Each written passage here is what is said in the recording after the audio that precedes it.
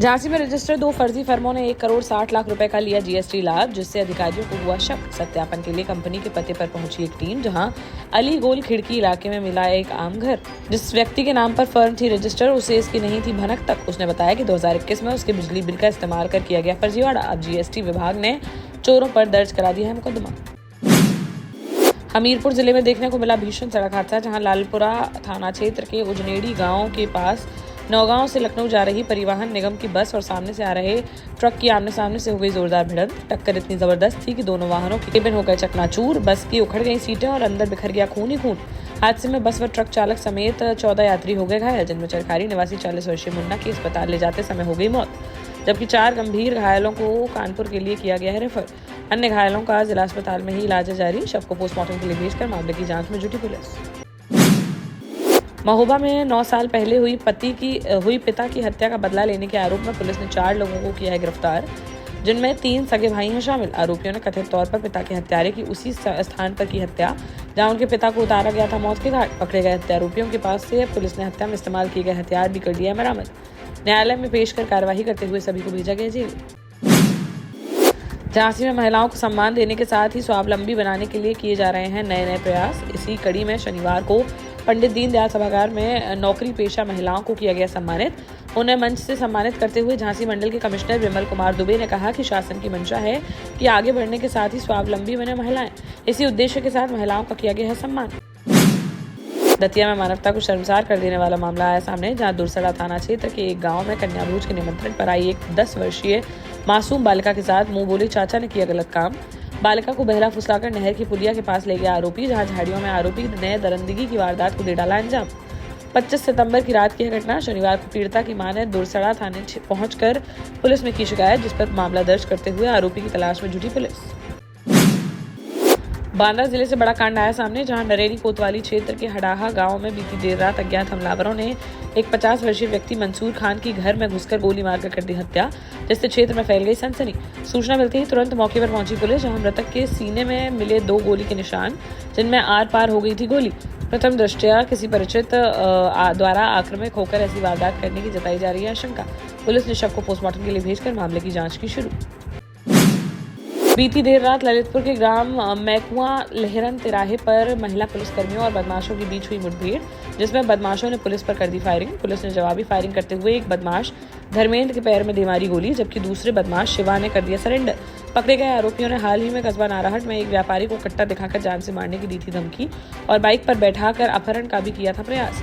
Police अधीक्षक ने गिरफ्तार करने वाली टीम को 25,000 रुपए का इनाम देने की घोषणा। झांसी के वीरांगना लक्ष्मीबाई रेलवे स्टेशन पर खड़ी साबरमती एक्सप्रेस के एक कोच के टॉयलेट टैंक के ऊपर नवजात बच्ची का शव मिलने से फैल गई सनसनी।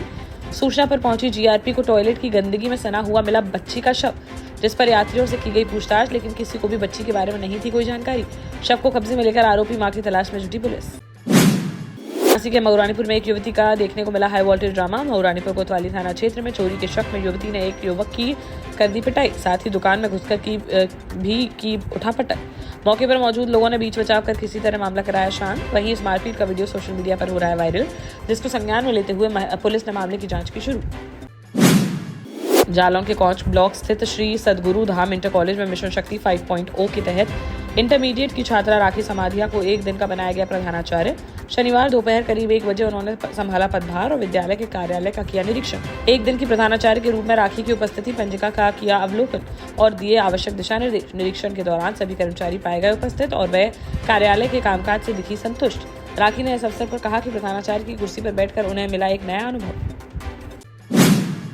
देश का जाना माना सैनफिन ग्रुप आपके लिए फिर लाया है झांसी में वास्तु के हिसाब से फ्लोर प्लान सहित एक शानदार टाउनशिप, जिसमें सुरक्षा की दृष्टि से सीसीटीवी, एक ही ग्रैंड गेट से एंट्री और एग्जिट, चौड़ी सड़कें, parking, car wash area, senior citizen and international fountain parks, swimming pool, gym, badminton, tennis आदि courts, school, hospital, shopping mart आदि कई सुविधाएं। इसीलिए तो हम झांसी में लोगों की पहली पसंद।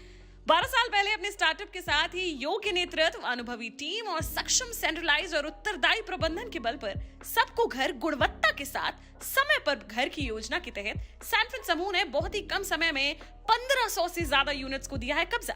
समय पर डिलीवरी से हमारे ग्राहकों में बड़ा है विश्वास और मिली है संतुष्टि।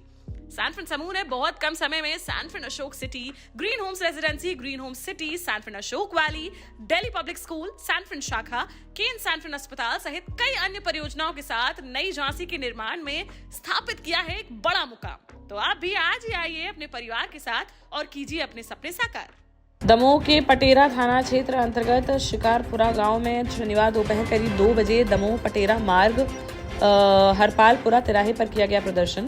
एक दिन पहले गांव में मिली थी किसान दशरथ लोधी की लाश, जिसके विरोध में परिजन ने लगा दिया था जाम। इस दौरान सैकड़ों ग्रामीण रहे मौजूद। घटनाक्रम के अनुसार 18 सितंबर की सुबह गांव के सरपंच आनंदी लोधी के चचेरे भाई देवेंद्र लोधी की गांव के ही मोती सिंह ने गोली मारकर कर दी थी हत्या, जिसका लाइव वीडियो भी आया था सामने। पुलिस ने आरोपी मोती सिंह को गिरफ्तार कर भेज दिया था जेल।